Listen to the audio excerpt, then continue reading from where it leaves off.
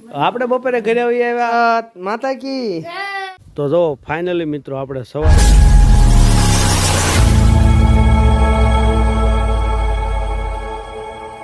જય માતાજી જય દ્વારકાધીશ મિત્રો સૌરાષ્ટ્રની ધેંગી ધરા ઉપર આપ સૌ ડાયરાને જાજા કરીને રામ રામ અને હાલ અત્યારે વાગી ગયા છે રોજે રોજની શું અપડેટ દેવાની 10 વાગી ગયા છે અને આપણે રાબેતા મુજબનું કાર્ય સંભાળી લીધું છે નાય તો કમ્પ્લીટ થઈ અને જઈ રહ્યા છે ડાયમંડ કંપની એટલે કે હીરા ગહવા અને આજે હું તમને એક ખાસ સંદેશ દેવા માગું છું પણ તે પહેલાં આજનો દિવસ તમારા માટે શુભ રહે એ માતાજીને શુભકામના સાથે અમારો દિવસ આગળ વધારીએ અને એ સંદેશ હું તમને એ દેવા માગું છું કે કાલે મકર સંક્રાંતિ હતી ભાઈ આપણને એવું ન આવડે એટલે ખીહર હતી ઉત્તરાયણ હતી અને એ આજે વાસી ખીહર છે તો હવે હું તમને ખાસ કહું છું કે તમારા અગાશી ઉપર છત ઉપર ક્યાંય પણ દોરા ધાગા પડ્યા હોય તો પ્લીઝ તહેવાર ઘણા લોકોનું કદાચ એવું કે આપણે ઇન્સ્ટાગ્રામમાં ફેસબુકમાં વિડીયો મૂકીએ તો એમ કે ભાઈ સલાહ સૂચન દેવાવાળા આવી ગયા આપણા તહેવાર છે આપણે પેટ ભરી ઉજવવા જોઈએ એમાં ના નહીં સાહેબ પણ કુદરતની જે વસ્તુ છે એનું ધ્યાન જરૂર રાખવું જોઈએ મૂંગા પશુ પક્ષીઓ છે ખાસ કરીને તમારા છત ઉપર ધાબા ઉપર અગાશી ઉપર જે દોરા અને તૂટી ગયેલું પતંગ પડ્યું હોય એ ભેગા કરી અને સૂલો હોય તો નાખી દેવાના નકર બાળી દેવાના કારણ છે આપણા તહેવારને લીધે આપણો તહેવાર કોકને માટે માતમ ન બને ઘણા પક્ષીઓના બચ્ચા એની માની રાહે હોય સણની વાટે તો એ મોતમાં ન ફેરવાઈ જાય એટલા માટે હું ખાસ એક સંદેશ આપું છું કે હર હંમેશની માટે તમારા છત ઉપર દોરા ધાગા ભેગા કરી અને બાળી દેજો તો વધારે તો શું કહેવાનું આપ તો સમજદાર લોકો છો તો ચાલો આજનો દિવસ આગળ વધારીએ અને એન્ડ સુધી બન્યા રહીજો આજે કંઈક નવી અપડેટ આપવાની છે સરસ મજાના ગુલાબ ખીલી ગયા છે તો આજે થોડોક સિનેમેટિક સીન નિહાળીએ ચાલો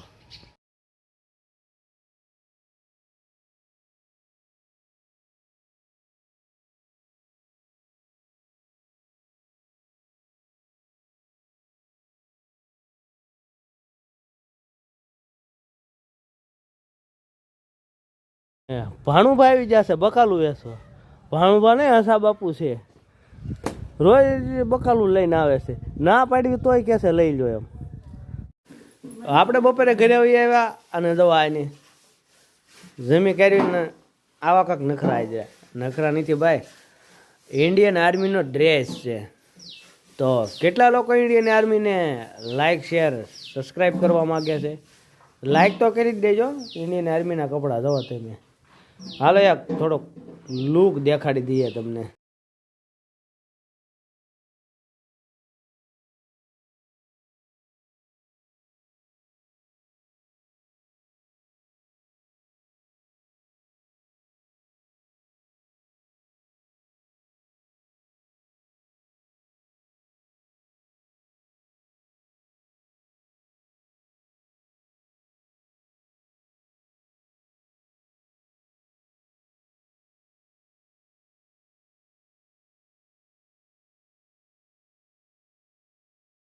પાછું એને હેલિકોપ્ટર ખરીદી લીધું જોવા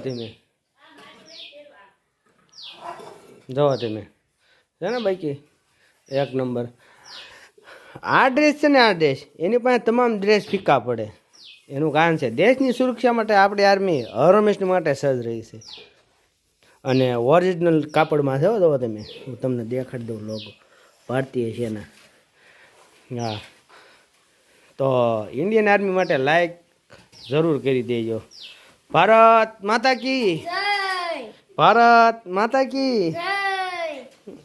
કાલે ખીહર હતી કે ઉત્તરાયણ હતી અને આજે વાસી ઉત્તરાયણ વાસી ખીહર જો આ તમે આ બધા વાસી ખીહર કરે છે આજે તે જો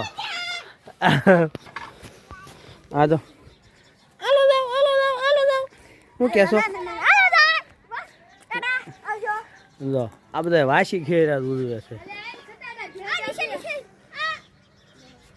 જો છે ને બાકી ચારે બાજુ જે વાસી ખેર બધા કરી રહ્યા છે કાંક ગામડાની મોજ આવી હોય ભાઈ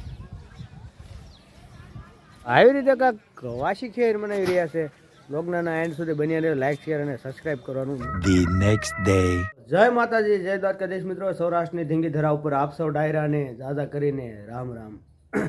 આજે હાલ વાગી ગયા છે સવારના 10:30નો સમય થઈ ગયો છે.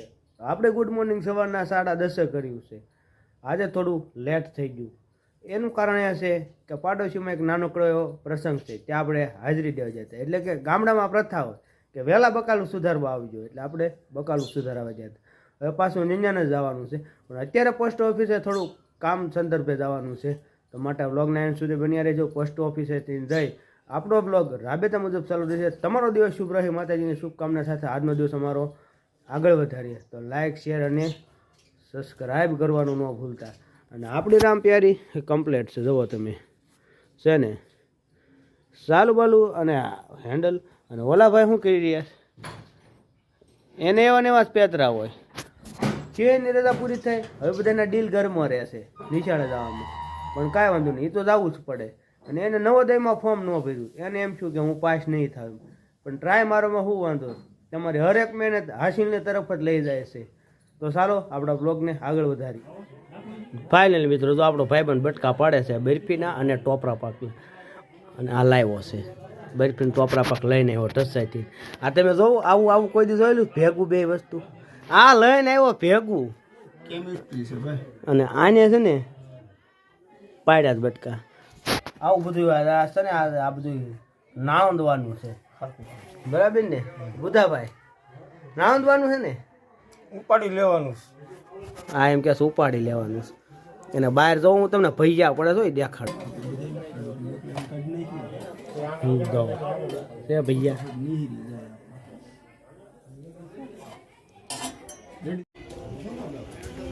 જો આપણો ભાઈ બંધ જવો તમે, પટ્ટીના મરસા બનાવે છે.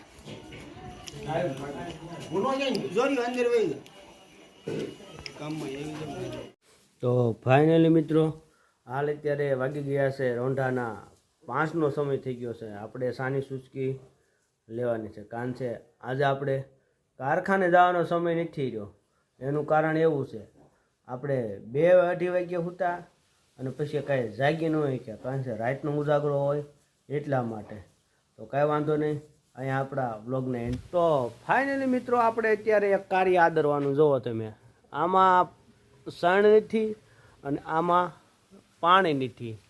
એટલે પાણી શું કામ નથી કે અત્યારે આપણે એ કુંડું ખાલી કરી નાખ્યું એટલા માટે કે 15-20 જમણ થઈ ગયા હતા, અને આપણે કુંડું પક્ષીઓનું સાફ કર્યું નહોતું. પણ અત્યારે આપણે એને સાફ સફાઈ કરી અને એમાં પાણી ભરી લઈએ.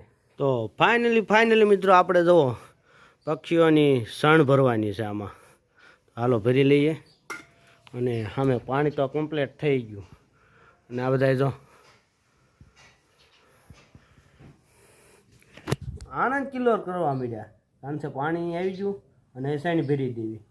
એટલે હમણાં 1.5 મહિનો ઉપાડી નહીં, 1.5 મહિનામાં તો આપણા ઝાપટી જાય છે. તો ફાઇનલી મિત્રો, તો આપણે જેવી સાઈન નાખીને એવા જ આ બધા આવી ગયા. કોને ખબર ક્યારું ના ભૂખ્યા હોય. નકર તો એમાં એ જે આ એક છકલી છે ને સકાભાઈ, એ બહુ રાશિ છે, એ કોઈને ખાવા જ નથી દેતા. અને પાણી બધું કમ્પ્લીટ થઈ ગયું છે. હવે થોડાક દી જલસા.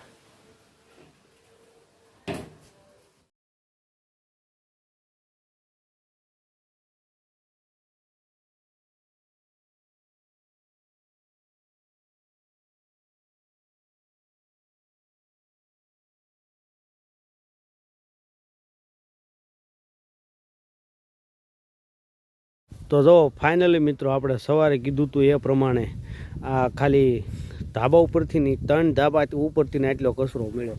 તો હરેક ધાબા ઉપર કેટલો આવડો કચરો છે. તો પ્લીઝ તમારા ધાબા ઉપર, તમારી અગાશી ઉપર, તમારી છત ઉપર આવો કાંઈ કચરો પડ્યો હોય તો જરૂર દોરા ધાગા આવું બધું વીણી લેજો, જેથી કરી પક્ષીઓના પગમાં ભરાય નહીં અને આપણે પક્ષી બચાવી શકીએ. બસ આ જ એક મારો સંદેશ ખાસ હતો આજના બ્લોગમાં. અને આપણા બ્લોગને અહીંયા એન્ડિંગ કરીએ. જય માતાજી, જય દ્વારકાધીશ.